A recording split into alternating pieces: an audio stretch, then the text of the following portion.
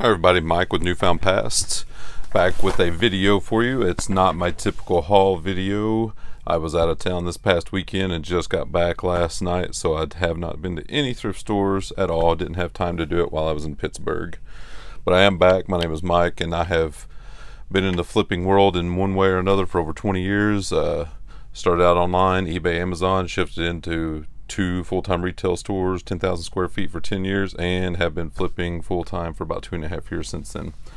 So instead of a haul video today, a few people have asked about just a variety of videos about storage, about other stuff, but I want to start out with the basics. Like, this is some basic stuff that every flipper should have eventually. You can start out with nothing, just stuff around the house, but what you will progress into if you get into this hardcore full-time like I am. Some of it's basic, some of it's advanced, but it's all important. So I've laid out, I have drawers underneath this desk here, and I have all this stuff and more in the drawers. So first and foremost, I've talked about my keys before, what I take with me thrifting. I have a basic set of keys for my truck that I have everyday use, but these I take specifically thrifting. And on it I have a little tape measure, 3-foot tape measure. Sometimes I need to measure stuff or see if it'll fit something, or what size it is for reselling, all that stuff. And next is a little Leatherman squirt, and this has a little knife on it and a bunch of other tools, because everything is taped in thrift stores usually, but I don't care if it's taped. I need to see, if it's brand new and sealed, which I'll do another video on when I find something like that one day. But if it's just retaped, I want to see what's in it and see what condition it is. But it has a variety of tools. It's a typical Leatherman, just a little squirt. I primarily use the little knife, and that's what I take to me at the thrift stores every time. I've used this knife thousands of times opening stuff. So that's one thing. Okay, we'll just go through things here. The second thing here is a multi-AC adapter, multi-tip. I'm going to use this for testing. Obviously, if something doesn't have a charger with it, I'll test it, and if it does work, I will find an AC adapter to pair with it, which I also buy. I pick up AC adapters at thrift stores and yard sales, a variety of voltage and amperage for cheap, and pair it with stuff. But this one has all different sizes of tips and a voltage switch. You always want to check on your item to see what kind of AC adapter it takes, and it will have listed volts listed on it, and you'll switch it to whatever volt you need, plug it in, and test it. So yeah, these are important. Alright, a variety of batteries. I have all kinds of different batteries for cordless phones. Here's one, here's another. I just have these on tap because these are cheaper to buy in bulk. Obviously, I just buy them on eBay. They come straight from China, just like everything. And I just keep them on hand when I find cordless phones. You test them obviously first, and if the batteries are fine, just leave them in there. But if they want cold to charge, or they rapidly deteriorate, what I do is I plug in a cell phone or a cordless phone, let it charge overnight. The next day you take the hand unit off the base and let it set for a couple hours. And if the battery's dead in just a couple hours, it needs a battery replaced. So find them on eBay. There's a lot of different varieties, and just keep them on hand. Also, these little coin batteries, I have a wide variety of these always on hand, from iHomes to watches to all kinds of stuff. Take coin batteries. This is another little weird type of battery. I can't even remember what I use these for, but it's took a little weird battery, 3.7 volt battery, and I bought these in bulk, and some weird things takes these. And obviously the regular ones, your AAAs, your AA's, 9 volts. Keep everything on hand. Always keep a variety of rubber bands, of course, basic stuff. Sharpies. Sometimes you can't get a price off, it's like on raw cardboard. What I usually like to do on raw cardboard, if it has like grease pencil on it and it won't come off, I'll cut out a little section and just peel the top layer off. But sometimes that's not an option, so try to just mark it out or do your best. And a variety of little tools. Little screwdrivers, always important. A lot of these battery compartments have little tiny screws, and you can buy these sets of screwdrivers, for You can get some at Harbor Freight, I'm sure, for $5, $6, $7 or something. This is just a little crappy screwdriver I keep down here for a variety of stuff. Scissors. You know, you can have your general pair of scissors. You know, you can get these as a 3-pack on Amazon for like $10. They're good scissors, but if you need to cut something fine, like a lot of times the little tags that they price stuff on clothes with, it'll be on a seam, or the little tip will be underneath, so you need to cut it really close, and you need to get a pair of fine tip scissors. And these are fine tip Wüsthof scissors. I actually found these thrifting. I found a whole bunch of them and sold all of them, but I kept this pair for me because it has a very fine tip. So yeah, fine tip scissors. Scrapers for your tags, and this goes hand in hand with your Goo Gone. All these sticky, tacky tags they have on this stuff. I use Goo Gone. You can use olive oil. It works as well, but I just prefer Goo Gone. Comes with a little spray bottle that doesn't cost that much. And there's a wide variety of Goo Gones. Like, my wife just bought this one for me. It's a spray gel, so it's a little cling, and so is this one. This one's a spray gel goo and adhesive remover. This one's a Pro Power goo and adhesive remover. So I haven't tried this big bottle out yet, so we'll see. The color's a little bit different. I don't know if you can see that. This one, the big bottle's a little bit darker, but I don't know if there'll be much difference. But yeah, she needed like an add-on. She was getting something on Amazon. She just threw that in and got it for me. And we have this. This is a more runny version. This is the one I usually use because it's most of the things I have don't need that clean power. But this is just a more basic one, a Pro Power. So yeah, nice. Obviously Windex. Wipe down all your stuff. Zip ties. Zip ties are good for bundling cords up, and I also use some Velcro if it's a high-end stuff. It's a high-end electronic DVD VCR combo or something. You can use Velcro for the cord, but you can always also use zip ties or rubber bands. It's all in your preference. I keep them all on hand for a variety of reasons. I get the zip ties just at Harbor Freight. You can find them on sale there all the time for like $2. You know, not a big deal. Lighters. I don't smoke, but I always keep a lighter on hand for those little like drawstrings on clothes and stuff. Sometimes they'll be frayed on the end. If they're frayed on the end, cut it off clean and singe it so it doesn't unravel. And that's what you need a lighter for. Always need a good sharp razor knife. Remember to change your blades every once in a while. A dull blade is no good. Need a good razor knife for a variety of reasons, purposes. I have these little needle nose tweezers. Sometimes I need those for stuff, whether it's getting a battery out or fishing a drawstring out through a hole that's popped down there or whatever. But yeah, these are handy. What else do we got? Something else I haven't done that I've mentioned in the past is don't pass up on high-end jackets that the zipper is jacked up on. 90% of the time a zipper can be repaired on a jacket fairly easily. I'm gonna grab the jacket here. I just have this one laying here. Whoops. Yeah, just dropped something. That's alright. So the way zippers work is they have this stop at the top of them. So say your zipper will not, you know, make the zipper go together anymore. Well, 99.9% of the time your pull needs to be replaced because it's either bent out of shape or whatever.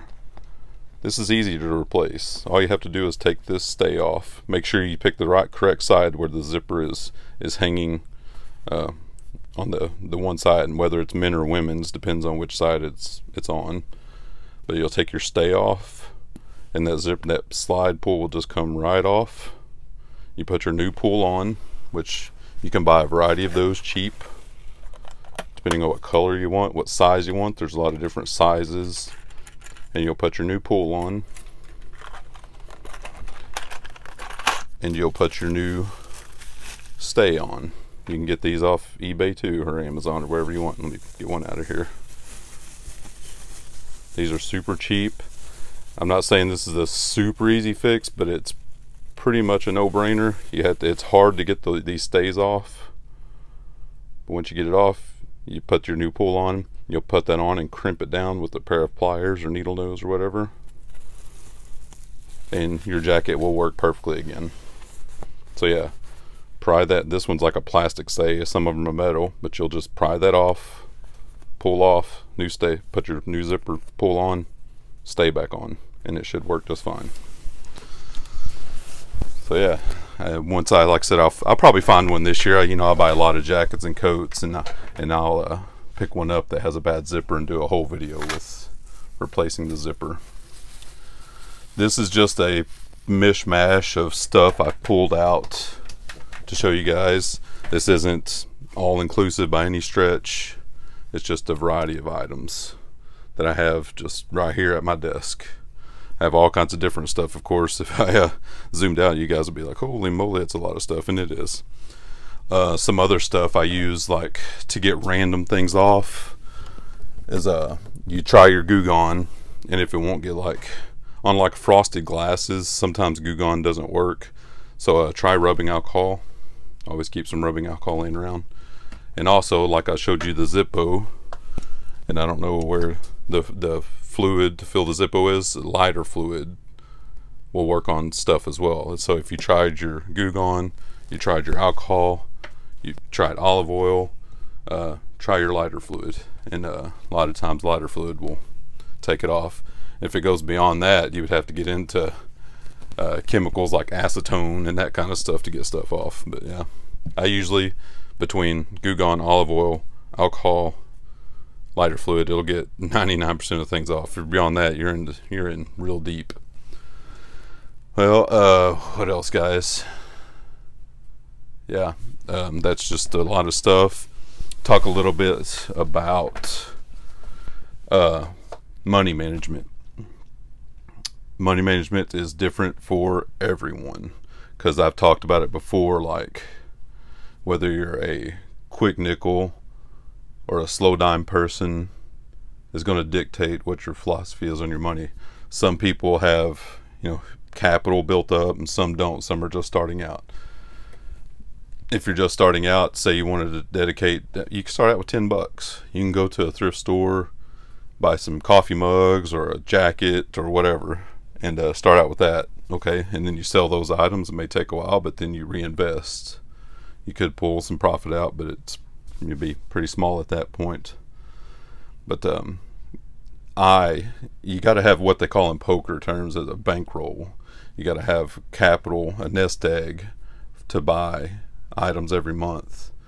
You could go back and add up on my haul videos. I show the receipts most of the time. Sometimes I don't because I've stuffed them in a pocket or whatever, but I spend anywhere from $400 to $1,000 a month on new inventory. And like I said, it's okay if you spend $10 a month on inventory. You're still trying, you're building up, you're rolling. I started out with zero inventory, just like everyone else, but you got to start somewhere.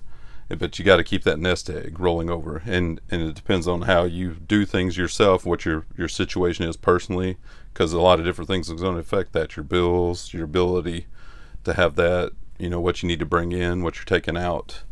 A lot of different things dictate. So there's no one size fits all for your capital and what your bankroll is going to be. The other philosophy, like I said, is a quick dime, slow nickel, what your markup is going to be. And that leads to, what do I do in thrift stores when I find something? Have my phone. This is pretty much a must. It doesn't have to be an iPhone. It could be an Android, whatever, as long as you can have access to the eBay app, the Amazon app. And this is basic. I know 99% of you out there know this, but it goes to philosophy. So say you found, I don't know, these things. I just pulled these over from there. And I don't even know how it ended up with these. I think it may have been something out of our house that we don't use anymore or whatever. But okay, say you found these at the thrift store and you go, I wonder what these will bring online. These only cost me $0.25. So what will they bring? Okay, you go to your, whoops, where'd it go? You go to your eBay app. Okay, search for anything. You could do a couple things. You could scan the barcode, but this doesn't have a real UPC on it. This one's like a store barcode. It doesn't have a UPC, so we have to just search what it is. This is the White Barn Candle Company fragrance bulbs. So I'll put White barn, candle, fragrance, bulbs. I'm not even going to put the what scent they are or anything. I'm just going to see what it comes up with. So right here is the unsold listings. These are what people have listed currently right now. So right off the bat, look at that, $26.85. That's awesome. So I spent a quarter. That goes for $26.85. Well, not really. That's what someone has one listed for. So let's go to filter. It will scroll up, and right there, sold items. You click on your sold items. Done. There's the real, what you can really get. So based on these prices and your philosophy, you got to say, okay, I can spend a quarter, I can get 10 bucks. That's cool. Well, me, I'm to the point where I'm not doing that, because after fees, that $10 you get is, 15% lower, so $8.50. So when you spent a quarter, so you're at $8.25 profit. I'm not going to do it, because I'm pretty much to the point where if it doesn't bring 20 bucks profit for me, I'm not going to do it. But some people, that is perfectly fine, and that's okay. But you scroll down, like these are coconut lime verbena. So let's see if we can find some coconut lime verbena. There's nutmeg, vanilla bean, because some of these scents can be scarce. There's coconut lime verbena right there, 15 bucks. Free shipping. So shipping on that first class is going to be 4 bucks. You're down to 11. So again, you're only profiting 9 bucks or so. You have to make that call for yourself. I'll probably list these just because they're in my house and I wanted to get rid of them. But buying it at the thrift store, I wouldn't do it. But it's okay if you want to, if you need to. So that's just a little breakdown of what I do. Taking a lot of the things into account, how many items have sold, the profit margin, how many is listed. There's a lot of factors that you got to take in personally to your own philosophy as to if you want to buy something or not in the thrift store. So yeah, and it just depends on if something's new or not, if collectible, old, new, whatever, if you use the Amazon seller app. You go over to Amazon. This is the seller app. There's two different apps. There's a regular Amazon, buyer app, and there's the seller app. So you can open up the seller app and see if it'll take a picture of this and look it up. Sometimes it's about 50-50 if this work or not. Brings up a bunch of Bath and Body Works stuff. There's a white barn right there. So on Amazon, the vanilla sugar is bringing 20 bucks plus $4.90 shipping. So yeah, I don't see this one specifically. So if you don't see it specifically, you can again just search the white barn, candle, fragrance, bulbs. Whoops. And see what it brings up. There's more of them, $13.49. So similar to Amazon. And if the prices are similar to eBay, if the price is similar on Amazon versus eBay, I'm going to do it on eBay because the fees are less. On eBay, a good rule of thumb is, I know their listing fees are variable and stuff depending on category and your seller level and all that good stuff. But a good rule of thumb between eBay and Amazon, you're going to be at 15%. And on Amazon, a good rule of thumb is you're going to be at 20%, so 5% more. But it also goes back to your philosophy too, because some people be like, I'm not going to have this stored in my house. I'm just going to send it to FBA, fulfillment by Amazon, and it's going to be gone, and they can have their 5% more. That's fine. That's your philosophy. Me, I'm going to list it on eBay, and it's going to go in a storage bin, and when it sells, it sells. So different philosophies.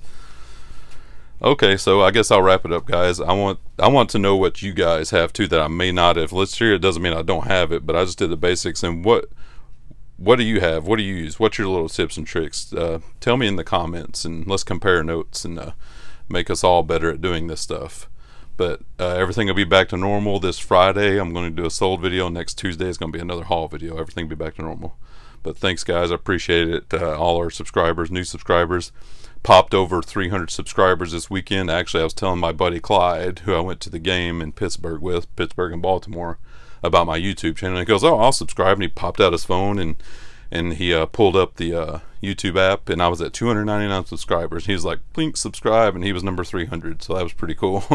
And since then, I've gotten a few more, so up over 300. But keep it going, guys. I do appreciate it. Thanks to our patrons, yeah, for being patrons, and we'll see you guys this Friday. Thanks.